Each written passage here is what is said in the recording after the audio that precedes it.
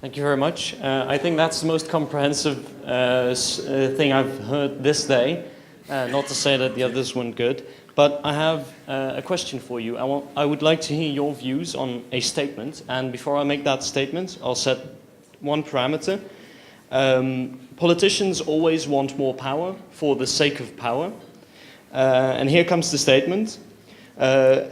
Far-right, protection-centric parties feed off terrorism. Terrorists want to detach Muslim communities from societies, and they do this by feeding terror into these societies. Far-right parties will never do away with terrorism because it empowers them.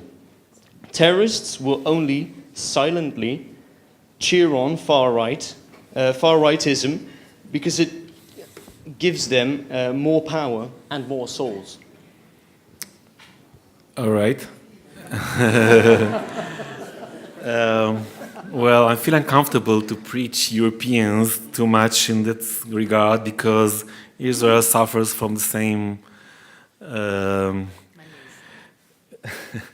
Yes. Well, I think that, you have in Europe about 20 or more million of Muslims, all right, and you deal with now 5,000 Europeans joining ISIS. If you want to get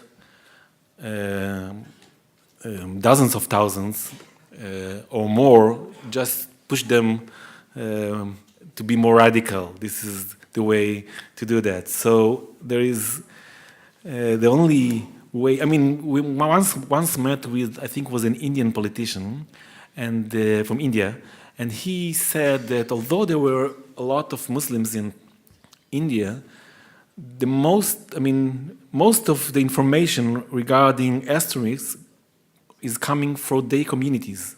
They will be the first to know, to detect who is getting these ideas, who is moving, who is talking with whom. So once you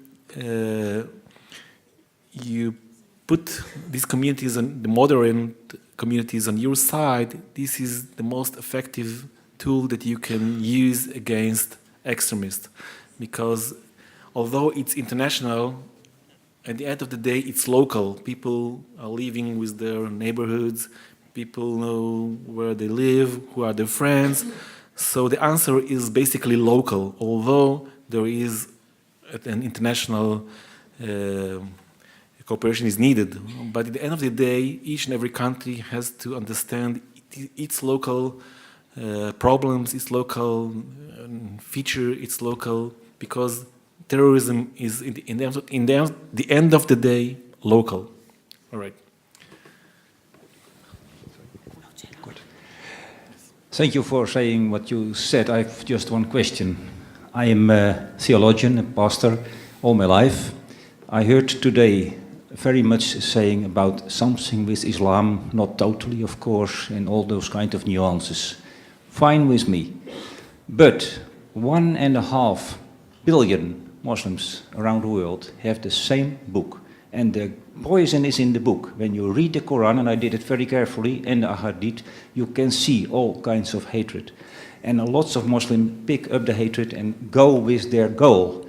That is the problem, and that's why you see it all over the world. Is the question, the question is, we have to expose the source and love the Muslim who is lost in this darkness and talk with him. Then I hope we come further. What's your opinion about that? Thank you.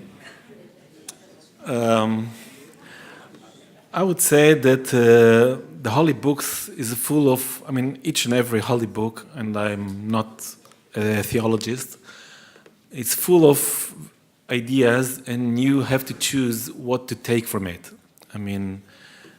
These books were written thousands, maybe several hundred years ago, and the concepts that are there are totally different from what we think today.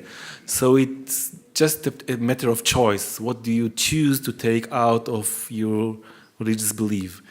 So 1.5 billion Muslims are not terrorists.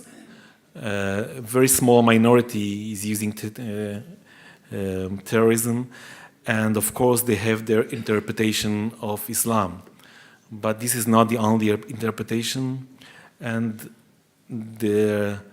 working with moderate Muslims is the answer for those who take responsibility for the extremist interpretation of Islam. This is what I have to say about it. Thank you very much.